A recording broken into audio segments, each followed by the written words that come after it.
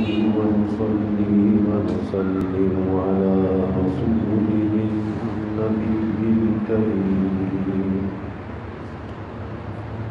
وعلى آله وصحبه أجمعين. اللهم صل على سيدنا ومولانا محمد وعلى آل سيدنا ومولانا محمد وبارك وسلم صلاة وسلاما كثيرا كثيرا. توفیق الہی اپنے مرشد پاک کی برکت سے عشاء کی اس نشست میں فضائل ایمان کا درس چل رہا ہے. اللہ تعالیٰ اس درس کی برکت سے ہمارے ایمان کی حفاظت فرمائے اور موت تک قبر تک اللہ ہمارے ایمان کو سلامت رکھے. ایمان کی تکمیل کے ذرائع پر بات ہو رہی تھی کہ نفس ایمان تو اللہ تعالیٰ نے ہمیں عطا فرما دیا. اب اس ایمان کی ترقی کا جو ذریعہ ہے وہ اعمال صالحہ ہے. اسی طرح ایمان کی تکمیل کے لیے کہ یہ ایمان ترقی یافتہ ہو جائے اور خطرات سے بچ جائے اس کے ذرائع پر بات چل رہی ہے. گزشتہ کل اس حدیث مبارکہ پر بات ہو رہی تھی جس میں اللہ کے حبیب صلی اللہ علیہ وسلم نے قسم کھا کر یہ بات فرمائی کہ اس ذات پاک کی قسم جس کے قبضے میں میری جان ہے، تم میں سے کوئی شخص اس وقت تک مومن نہیں ہو سکتا جب تک میں اس کے نزدیک اس کے والد، اس کی اولاد اور تمام لوگوں سے زیادہ محبوب نہ ہو جاؤں، اس وقت تک وہ کامل مومن نہیں ہو سکتا. اس پر بات یہ چل رہی تھی کہ تمام چیزوں سے بڑھ کر محبت کس کی ہو؟ رسول اللہ صلی اللہ علیہ وسلم کی محبت ہو. لیکن محبت کسی دعوے کا نام نہیں ہے کہ ایک آدمی محبت کا دعویٰ کر لے تو اس دعوے کی دلیل طلب کی جائے گی کہ دعوے کی دلیل کیا ہے، محبت ہے یا نہیں، تو دلیل کیا ہے. اور اس عشق رسول کی محبت کا جو دعویٰ ہے، اس دعوے کی دلیل اتباع رسول صلی اللہ علیہ وسلم ہے کہ جس کی زندگی میں جتنا زیادہ اتباع رسول صلی اللہ علیہ وسلم ہوگا وہ اتنا ہی بڑا محب بھی ہوگا اور اتنا ہی بڑا وہ عاشق بھی ہوگا اپنے نبی صلی اللہ علیہ وسلم کا. میرے دعوے سے کچھ نہیں ہوتا. آج دعویٰ کرنے والے تو بہت ملتے ہیں. وجہ یہ ہے کہ دعویٰ کرنا تو بہت آسان ہے، میں بھی کر سکتا ہوں، آپ بھی کر سکتے ہیں. لیکن حضور نبی کریم صلی اللہ علیہ وسلم کی غلامی کو اختیار کرنا، آپ کے طریقوں پر چلنا، اس میں انسان کو اپنے اوپر کچھ قید، کچھ پابندی ڈالنی پڑتی ہے. اپنے نبی کی غلامی کو اختیار کرنے کے لیے اپنے آپ کو، نفس کو کچھ مقید کرنا پڑتا ہے. اور انسان کا جو نفس ہے یہ قید سے بھاگتا ہے، قید سے آزادی چاہتا ہے. اس لیے کہ نفس و شیطان کی غلامی وہ بھی ایک قید ہے، لیکن اس قید کے اندر نفس کو لذت اور مزہ آتا ہے. اور اللہ اور اس کے رسول کی جو غلامی ہے یہ قید نفس کے اوپر بھاری ہے کہ اس کے اندر اسے لذت اور مزہ نہیں آتا. یہی وجہ ہے کہ اس قید سے نفس دور بھاگتا ہے کہ اللہ اور اس کے رسول کی غلامی کو اختیار کریں. اب یہاں پر اس کا طریقہ کیا ہے کہ اس غلامی کو اختیار کرنے کا طریقہ کیا ہے؟ اس کا طریقہ یہ ہے کہ اپنے جی کو، اپنے نفس کو مجبور کر کے، تکلف کے ساتھ، تکلیف کے ساتھ اپنے نبی کی سنتوں پر عمل کریں. اور یاد رکھیے کہ کسی بھی عمل کا جو ابتدائی درجہ ہوتا ہے ہمیشہ بتکلف ہوتا ہے، تکلیف کے ساتھ ہوتا ہے. لیکن وہ کام کرتے کرتے کرتے کرتے پھر اس کی عادت ہو جاتی ہے. بچہ پہلے دن جب مکتب یا اسکول میں جاتا ہے تو بہت مچلتا ہے، بہت روتا ہے، لیکن کبھی ڈانٹ ڈپٹ سے، کبھی لالچ سے، کبھی ٹافی کی لالچ، کبھی پیسے کی لالچ، اس بچے کو اسکول بھیجا جاتا ہے، بالآخر چند دن جانے کے بعد اس کی طبیعت مانوس ہو جاتی ہے، پہلے جو کام بتکلف ہو رہا تھا اب بے تکلف ہوتا ہے کہ وہ دوڑا دوڑا خود جانے لگتا ہے۔ تو ہر کام کا ابتدائی درجہ بتکلف ہوتا ہے، اور اس تکلیف کو برداشت کر کے، مجاہدے کو برداشت کر کے جب آدمی عمل کرتا ہے، اللہ اسے استقامت کا درجہ عطا کر دیتا ہے۔ یہ جو اللہ کے حبیب صلی اللہ علیہ وسلم کی غلامی ہے نا، یہ غلامی سب سے نزدیک راستہ ہے، سب سے نزدیک راستہ اللہ کا دوست اور اللہ کا ولی بننے کا، کہ جو آدمی یہ چاہے کہ اس کے اندر اللہ ولایت عطا فرما دے، اپنی نسبت عطا فرما دے، اپنی معرفت عطا فرما دے، تو آسان سی بات ہے، اس کا شارٹ کٹ راستہ کون سا ہے؟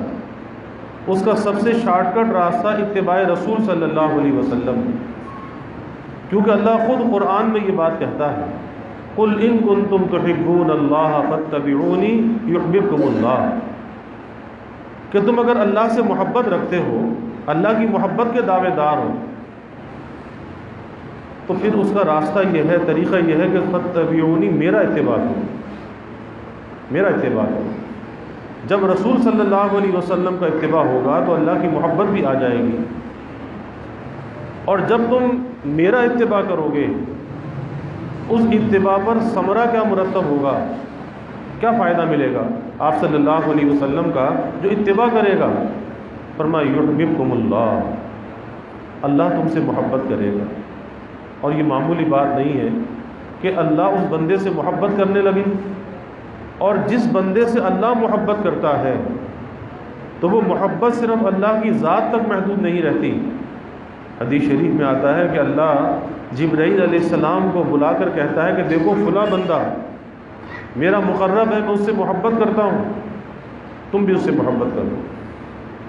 پھر حضرت جبرائیل علیہ السلام آسمان کے فرشتوں میں اعلان فرماتے ہیں کہ دیکھو فلاں بندہ اللہ کا محب ہے، اللہ اس سے محبت کرتا ہے، اللہ کا محبوب ہے، تم بھی اس سے محبت کرو۔ آسمان کے فرشتے اس سے محبت کرنے لگتے ہیں، اور پھر آسمان کے فرشتے زمین پر اس کی محبوبیت کو لے کر نازل ہوتے ہیں، اور اس کی محبوبیت کو دلوں کے اندر القاء کیا جاتا ہے۔ اللہ کی مخلوق بھی اس سے محبت کرنے لگتی، اس محبوبیت کو جب دلوں میں ڈالا جاتا ہے تو اللہ کی مخلوق بھی اس سے محبت کرنے لگتی ہے، اور وہ محبت انسان کی اپنی چاہت سے نہیں ہوتی، وہ من جانب اللہ ہوتی ہے۔ وہ عزت و احترام جو ملتا ہے من جانب اللہ ملتا ہے، وہ کسبی نہیں ہوتا، وہ واہبی ہوتا ہے، من جانب اللہ عطا کیا جاتا ہے۔ تو راستہ کیا ہے؟ راستہ اس کا آسان سا یہی ہے، اتباع رسول صلی اللہ علیہ وسلم۔ اور یہ اتباع رسول صلی اللہ علیہ وسلم کا مشکل ہے یا آسان ہے؟ آج لوگوں کو مشکل نظر آتا ہے کہ جی کیسے سنت کے طریقے پر عمل کریں، کیسے سنت پر چلیں۔ تو ایک تو چیز یہ ہے کہ بھئی جو جتنا کر سکتا ہے اتنا تو اسے کرنا چاہیے، ابتدا تو کر دینی چاہیے، چلنے کے لیے قدم تو اٹھانا چاہیے، آگے اللہ منزل پہ بھی پہنچا دے گا، لیکن چلنا شروع کر دینا چاہیے۔ تو جو جس سنت پر عمل کر سکتا ہے اس کو وہیں سے شروع کر دینا چاہیے۔ اگر ایک آدمی ایک سنت پر عمل کرتا ہے، ایک سنت سے عمل شروع کر دے، ایک سنت دوسری سنت کا راستہ کھول دے گی، دوسری سنت تیسری سنت کا راستہ کھول دے گی، اور آہستہ آہستہ بالآخر اتباع سنت اس کی زندگی میں غالب آ جائے۔ ایک طریقہ تو یہ ہے۔ دوسرا یہ ہے کہ آدمی سوچ سوچ کر بتکلف سنتوں پر عمل کرے۔ آج بہت سے کام ہم کرتے ہیں لیکن بے دھیانی کے ساتھ کرتے ہیں، بے فکری کے ساتھ کرتے ہیں، دل میں دھیان نہیں، فکر نہیں، کھا لیا پی لیا، لباس پہن لیا اتار دیا، موزے پہن لیے اتار دیے، جوتے پہن لیے اتار دیے، مسجد میں آ گئے چلے گئے، سب کچھ بے فکری کے ساتھ، بے دھیانی کے ساتھ۔ اگر دل کے اندر ایک فکر بیدار ہو جائے، اور وہ فکر کا پیدا کرنا انسان کے اپنے اختیار میں ہے کہ میں نے یہ روز مرہ کے ان کاموں کو جو انجام دینا ہے، میں نے اپنے نبی کے طریقوں کے مطابق انجام دینا ہے، آپ کے طریقوں کے مطابق انجام دینا ہے، اور سوچ سوچ کر سنتوں پر عمل شروع کر دیں۔ اور ایک بات یاد رکھیے کہ اتباع سنت میں، اپنے نبی کے طریقوں پر عمل کرنے میں کبھی شرم، جھجک اور عار محسوس نہ کریں کہ جی لوگ کیا کہیں گے، لوگ کیا کہیں گے۔ بہت سے لوگ اس لیے ٹخنے نہیں کھولتے جی لوگ کیا کہیں گے، اس لیے داڑھی نہیں رکھتے کہ لوگ کیا کہیں گے۔ تو نہ مخلوق کے لیے کوئی عمل کرنا چاہیے، نہ مخلوق کے لیے کوئی عمل چھوڑنا چاہیے، جو کچھ اللہ کے لیے ہے۔ اور اتباع رسول صلی اللہ علیہ وسلم اگر ہے تو کس کے لیے ہے؟ اپنے نبی سے محبت کے لیے ہے، اپنے اس محبت کے اظہار کے لیے ہے، اللہ کی محبت کو پانے کے لیے ہے کہ اس اتباع کے ذریعے سے جو چیز مجھے حاصل ہوگی، میرے اللہ کی محبت حاصل ہوگی، میرا اللہ مجھ سے محبت کرنے لگے گا۔ آپ دیکھ لیجئے کہ صحابہ بڑے بڑے شاہان دنیا کے دربار میں گئے، لیکن کبھی کسی سے مرعوب نہیں ہوئے، متاثر نہیں ہوئے۔ ان کے پیش نظر ایک ہی بات تھی کہ ہمارے محبوب کی زندگی اور ہمارے محبوب کا طریقہ کیا تھا۔ اور یہاں یہ کیفیت ہے کہ دوسروں کو دیکھ کر متاثر ہو جاتے ہیں۔ بہت سے لوگ کہتے ہیں جی، بہت سے لوگ یہاں سے گئے، کوئی یورپ گیا، کوئی امریکہ گیا، بہت سے دنیا کے علاقوں میں گئے، اور یہاں اچھی خاصی دینداری کی زندگی وہاں جا کے بدل گئی۔ بھائی یہ کیا ہوا؟ کہا جی جیسا دیس ویسا بھیس۔ تو میں عرض کیا کرتا ہوں کہ بھائی مومن کا تو دیس بھی ایک ہی ہے، بھیس بھی ایک ہی ہے۔ یہ تو تقسیم ہے نا کہ یہ فلاں ملک ہے، فلاں ملک ہے، فلاں ملک ہے تو ساری اللہ کی زمین۔ اور اللہ نے مومن کے لیے، ایمان والے بندے کے لیے ساری زمین کو مسجد بنایا ہے، جہاں چاہیے سجدہ کر لے، اسے نماز پڑھنے کی اجازت ہے۔ اس کے لیے تو ساری زمین ایک ہی ہے، تو اس کا دیس ایک ہی ہوا۔ اور اسے جو دین دیا گیا ہے وہ دین ایسا دین نہیں ہے کہ جو محدود ہو کسی علاقے تک۔ یہ دین ایک عالمگیر دین ہے، عالمگیر مذہب ہے جو سارے عالم کے لیے ہے، کسی محدود علاقے کے لیے نہیں۔ پہلے جو انبیاء آتے تھے تو وہ کسی محدود علاقے کے لیے آتے تھے، اور ایک ایک زمانے میں کئی انبیاء بھی ہوتے تھے، کوئی کسی علاقے میں، کوئی کسی علاقے میں۔ لیکن آپ صلی اللہ علیہ وسلم پر اللہ نے ختم نبوت کو ختم کر دیا، اور ختم نبوت کا تاج آپ کے سر پہ رکھ دیا۔ آپ خاتم النبیین ہیں، اب قیامت تک کوئی نبی نہیں آئے گا۔ تو مومن کا دیس بھی ایک اور مومن کا بھیس بھی ایک۔ وہ بھیس کون سا ہے؟ وہ بھیس ہے جو ہمارے نبی صلی اللہ علیہ وسلم کا بھیس ہے، جو آپ کی زندگی ہے، جو آپ کا لباس ہے، جو آپ کا انداز ہے، بس وہی سب کچھ ہمارا سرمایہ ہے۔ تو اپنے سرمایہ کو، اپنی دولت کو ضائع نہیں کرنا چاہیے، اور کسی سے متاثر ہو کر ان طریقوں کو نہیں چھوڑنا چاہیے۔ حضرت خالد ابن ولید رضی اللہ تعالی عنہ مہان ارمنی کے دربار میں پہنچے۔ اس نے اس مذاکرات کے لیے بلایا تھا، استقبال کے لیے ریشم کا قالین بچھا دیا، نیزے کی نوک سے اٹھا کر پھینک دیا۔ اس نے کہا کہ میں نے تو آپ کے استقبال کے لیے بچھایا ہے۔ تو کیا کہا؟ کہا کہ ہمارے محبوب صلی اللہ علیہ وسلم کی تعلیم ہے کہ مرد کے لیے ریشم کا استعمال حرام ہے، ناجائز ہے، اور یہ ریشم کا قالین ہے، اس لیے تیرے اس فرش سے میرے اللہ کا بچھایا ہوا فرش اچھا ہے۔ اٹھا کر پھینک دیا۔ اس نے کہا کہ خالد تم ہمارے بھائی بن جاؤ۔ فرمایا کہ بھائی پڑھ کلمہ، بھائی بن جائے گا، کلمہ پڑھ لے بھائی بن جائے گا۔ کہنے لگا یہ تو نہیں ہو سکتا۔ کہا کہ بھئی اس کلمے کے لیے ہم نے سگے بھائیوں کو چھوڑ دیا، تیری کیا حیثیت ہے؟ اور پھر حضرت خالد بن ولید نے اس کے دربار میں کھڑے ہو کر کہا، اللہ نے کیسی جرأت اور شجاعت عطا فرمائی تھی، کیسی بے باکی تھی، کیونکہ وہ اللہ سے ڈرتے تھے، اور جو اللہ سے ڈرتا ہے اللہ اس کا رعب مخلوق کے دلوں میں پیدا کر دیتا ہے، اور پھر جو اللہ سے ڈرتا ہے پھر مخلوق کا ڈر اسے نہیں ہوتا۔ اس مہان ارمنی کے دربار میں کھڑے ہو کر اس سے کہا کہ میں تجھے کہتا ہوں کہ تو کلمہ پڑھ کر ایمان لے آ۔ اور اگر تو ایمان نہ لایا تو تیرا حال یہ ہوگا کہ تیرے گلے میں رسی ہوگی، ایک ادنا غلام تجھے گھسیٹ رہا ہوگا، اور تجھے گھسیٹ کر امیر المومنین سیدنا عمر رضی اللہ عنہ کی خدمت میں پہنچایا جائے گا۔ بس یہ سننا تھا کہ اس کے تن بدن میں آگ لگ گئی، اس کا اپنا دربار ہے، اور یہ بات وہ اپنے دربار میں سن رہا ہے، تن بدن میں آگ لگ گئی۔ بڑا ظالم بادشاہ تھا، بڑا روبدار تھا، آہنی اور فولادی لباس ہر وقت پہنا رہتا تھا۔ اپنے سپاہیوں سے کہا کہ اسے کرو گرفتار۔ حضرت خالد بن ولید رضی اللہ عنہ نے فوراً تلوار نکالی اور اپنے ساتھیوں سے کہا کہ کیا دیکھتے ہو، اب جنت میں ملاقات ہوگی۔ بس اتنا کہنا تھا، اتنا رو پڑا، کہا کہ نہیں ٹھہر جاؤ، بیٹھ جاؤ، میں تو تم سے مذاکرات کرنا چاہتا ہوں۔ تو یہ کیا چیز تھی؟ اتباع رسول صلی اللہ علیہ وسلم تھا کہ جہاں گئے بادشاہوں کے دربار میں گئے لیکن کسی سے متاثر نہیں ہوئے۔ حضرت ربیع ابن عامر رضی اللہ عنہ شاہ ایران کے دربار میں گئے،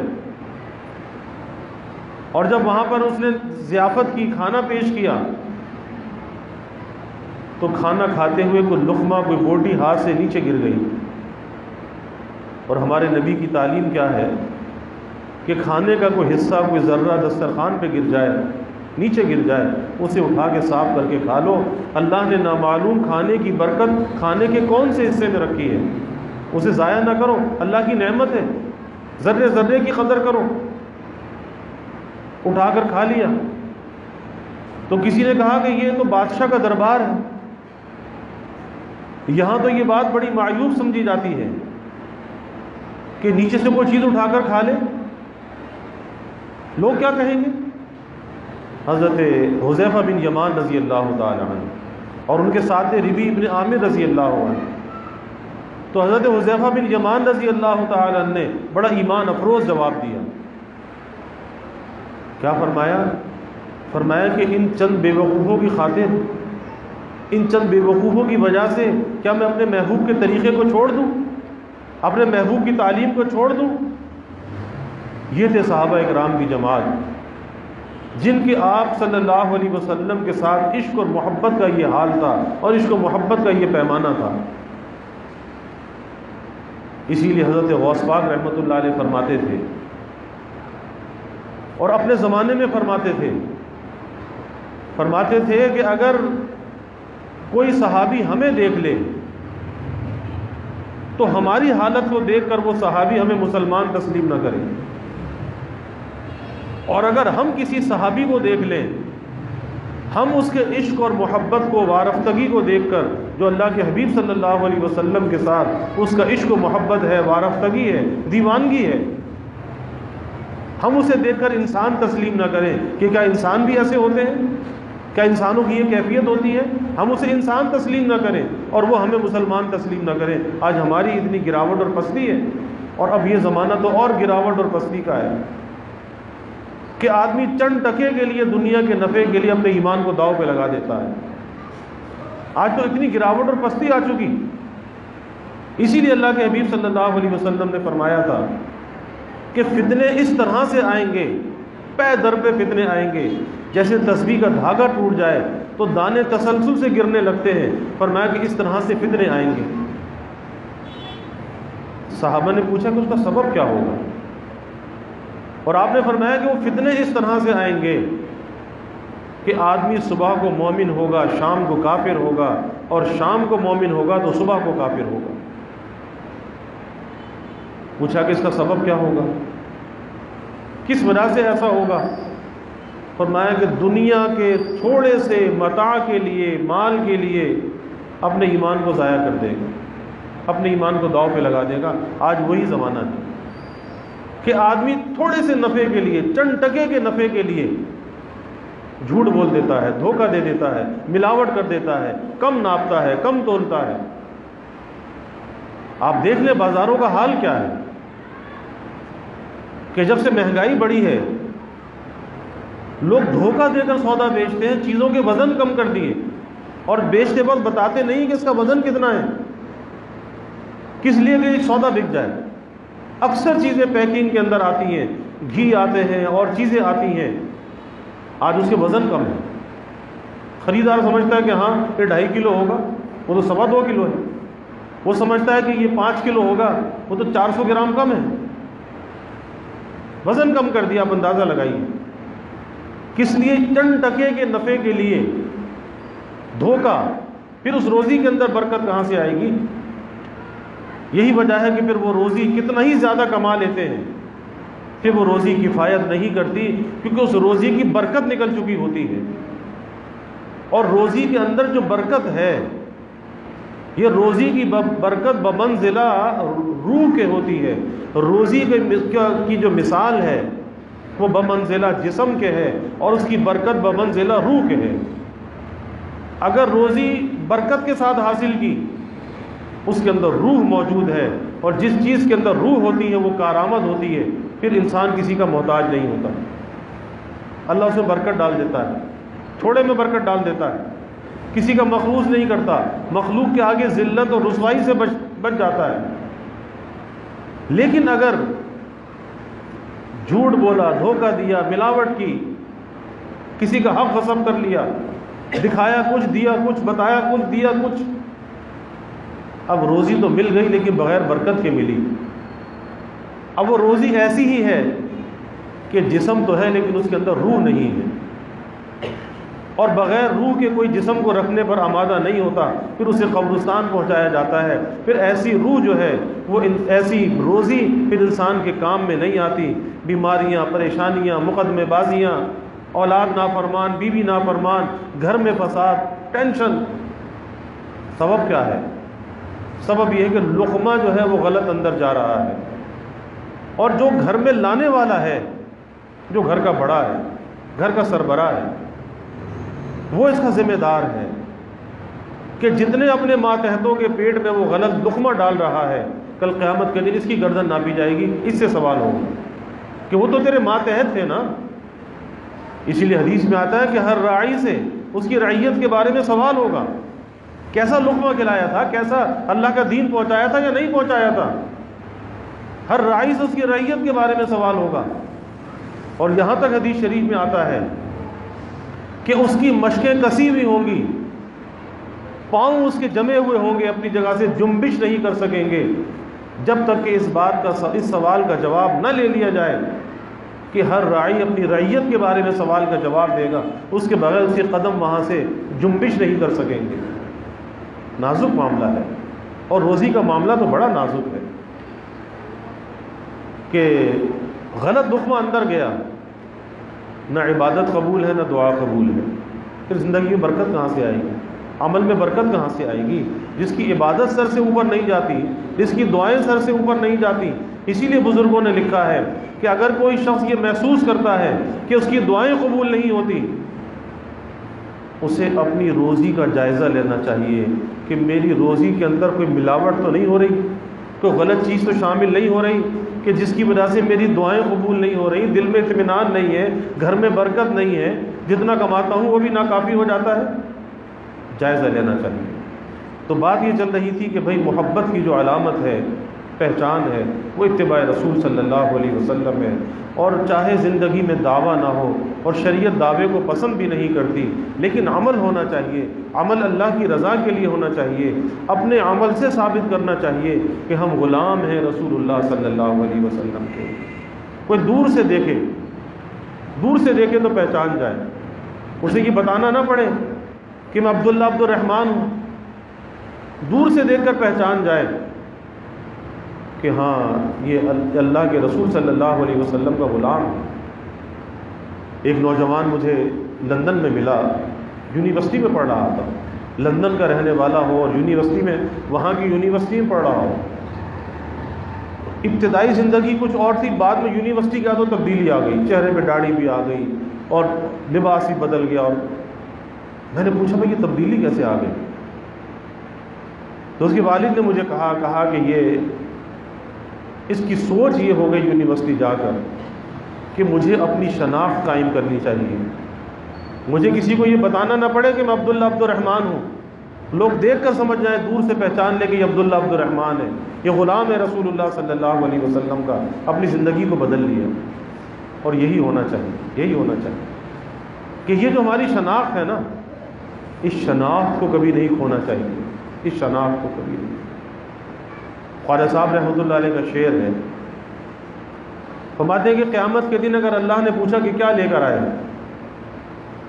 تو کہا کہ ہم تو یہ جواب دیں گے کہ یا رب تیرے محبوب کی شباہت لے کر آیا ہوں، یا رب تیرے محبوب کی شباہت لے کر آیا ہوں، حقیقت اس کو تو کر دے، میں صورت لے کر آیا ہوں۔ کہ میں تو صورت ہی بنا سکا، میں تو نقالی اختیار کر سکا، یا اللہ آپ تو قادر ہیں، آپ حقیقت پیدا کر دیجیے۔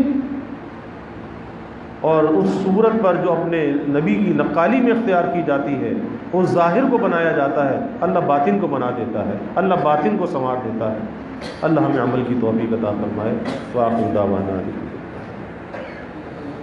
الحمد للہ رب العالمین والعاقبۃ للمتقین والصلاة والسلام علی اشرف الانبیاء والمرسلین اللہم صل علی سیدنا و مولانا محمد وعلی آل سیدنا و مولانا محمد وبارک وسلم ربنا آتینا فی الدنیا حسنہ وفی الآخرۃ حسنہ وقنا عذاب النار ربنا اتمم لنا نورنا واغفر لنا انک علی کل شیء قدیر اللہم اعنا علی ذکرک وشکرک وحسن عبادتک اللہم وفقنا لما تحب وترضى من القول والعمل والفعل والنیة والهدى انک علی کل شیء قدیر اللہم ارزقنا حبک وحب حبیبک صلی اللہ علیہ وسلم اللہم ارزقنا شہادتا فی سبیلک واجعل موتنا ببلد رسولک یا اللہ یا رحمان یا رحیم یا کریم یا ارحم الراحمین یا اکرم الاکرمین۔ یا اللہ ہمارے گناہوں کو معاف فرما، یا اللہ ہماری خطایا سے درگزر فرما، یا اللہ اپنی محبت معرفت عطا فرما، اپنی رضا والی زندگی یا اللہ نصیب فرما، رضا والے کاموں کی یا اللہ توفیق عطا فرما، اپنی مرضیات پہ چلنا آسان فرما، نامرضیات سے ہماری حفاظت فرما، ذکر و فکر والی حیات طیبہ یا اللہ نصیب فرما، اپنے نبی کی تعلیمات پہ چلنے والا بنا، آپ کے طریقوں کی محبت اور عظمت ہمارے دلوں میں پیدا فرما۔ یا اللہ صحابہ کی، خلفائے راشدین کی، اہل بیت کی محبت اور عظمت دلوں میں پیدا فرما، ان کے نقش قدم پر یا اللہ ہمیں چلنے والا بنا، اپنے نبی کے ساتھ یا اللہ ہمیں وفا کا تعلق نصیب فرما، آپ کی غلامی میں جینے اور مرنے کی یا اللہ توفیق عطا فرما۔ یا اللہ ہمیں ختم نبوت کا ادنا سا سپاہی بنا، اور ناموس رسالت کا، ناموس صحابہ کا یا اللہ ہمیں محافظ بنا۔ یا اللہ سب کے دلوں کے نیک ارادوں کو، تمناؤں کو از غیب پورا فرما، سب کی حاجات کو پورا فرما، سب کی پریشانیوں کو دور فرما، بیماریوں سے یا اللہ حفاظت فرما، ہر ناگہانی بلا اور مصیبت سے یا اللہ حفاظت فرما، زمینی آسمانی آفات سے یا اللہ حفاظت فرما، موذی امراض سے یا اللہ حفاظت فرما۔ یا اللہ سب کے علم میں، عمل میں، رزق میں خوب خیر و برکت فرما، ابواب رزق یا اللہ کشادہ فرما، رزق حلال عطا فرما، آسان عطا فرما، برکت والا عطا فرما۔ یا اللہ کبھی کسی کو مخلوق کا محتاج نہ بنا، ہمیشہ اپنے در کا سائل اور بھکاری بنا، اپنے در کا منگتا اور سوالی بنا۔ یا اللہ اپنے غیر سے ہماری امیدوں کو قطع فرما، اپنی ذات عالی کا یقین ہمارے دلوں میں پیدا فرما۔ یا اللہ ہر امید کو اپنی ذات سے وابستہ کرنے والا بنا۔ یا اللہ ایمان کی ترقی عطا فرما، اعضاء کی سلامتی عطا فرما، ہر محتاجی معذوری سے یا اللہ حفاظت فرما۔ یا اللہ ہمارے ملک پر اپنی رحمتوں کا نزول فرما، اس ملک کو امن کا، سلامتی کا گہوارہ بنا۔ یا اللہ لوگوں کو راحت اور خوشیاں عطا فرما، مہنگائی کے، گرانی کے عذاب سے نجات عطا فرما۔ یا اللہ سب کے گزر بسر کو آسان فرما، سب کے سفید پوشی کے بھرم کو یا اللہ قائم فرما۔ یا اللہ کسی کو مخلوق کے آگے رسوا نہ فرما، مخلوق کے آگے سوال کی ذلت سے یا اللہ حفاظت فرما۔ یا اللہ سب کی ضروریات کو از غیب پورا فرما، اپنی تائید اور نصرت کو یا اللہ شامل حال فرما، سب کی حفاظت بھی فرما، کفالت بھی فرما، زندگی آسان عطا فرما، مشکلات کو دور فرما، سب کے گھروں میں چین، سکون، عافیت، راحت عطا فرما، نعمتیں، برکتیں عطا فرما۔ یا اللہ گھروں کے ماحول کو جنت نشاں بنا، آپس میں محبت، الفت پیدا فرما، نفرت کو، عداوت کو یا اللہ دور فرما۔ یا اللہ بڑوں کا اکرام کرنے والا بنا، چھوٹوں پر شفقت کرنے والا بنا، خلق خدا سے درگزر کرنے والا بنا۔ یا اللہ اچھے اخلاق کا، اچھے کردار کا، اچھی گفتار کا حامل بنا۔ یا اللہ سب کی اولادوں کو نیک صالح بنا، آنکھوں کی ٹھنڈک بنا، والدین کے لیے راحت کا ذریعہ بنا، صدقہ جاریہ بنا۔ والدین کو یا اللہ اولاد کی خوشیاں دیکھنا نصیب فرما۔ یا اللہ ہماری مسجد میں جماعت آئی، ان کا آنا ہماری بستی کے حق میں مبارک فرما، اس محنت کو اپنی بارگاہ میں قبول فرما، اخلاص عطا فرما، اپنی رضا کا قصد یا اللہ نصیب فرما، اپنی نصرت کو یا اللہ ہمیشہ شامل حال فرما، اپنے اکابر کے نقش قدم پر چلنے والا بنا، دین کے ادنا سے خدام میں یا اللہ شامل فرما۔ یا اللہ ہمیں ہماری نسلوں کو اپنے دین کے لیے قبول فرما، دیر کے لیے، دور کے لیے قبول فرما۔ یا اللہ دنیا میں جس نوع سے بھی دین کی خدمت کا کام ہے یا اللہ سب کی نصرت فرما، سب کی حفاظت فرما، سب کی کفالت فرما۔ یا اللہ اپنی رحمتوں کا، برکتوں کا، راحتوں کا نزول فرما، زحمتوں کو دور فرما۔ یا اللہ ہمیں عافیت دارین عطا فرما۔ ربنا تقبل منا انك انت السميع العليم وتب علينا انك انت التواب الرحيم وجزى الله عنا محمدا صلى الله عليه وسلم ما هو اهله وصلى الله تعالى وسلم على النبي الكريم آمين۔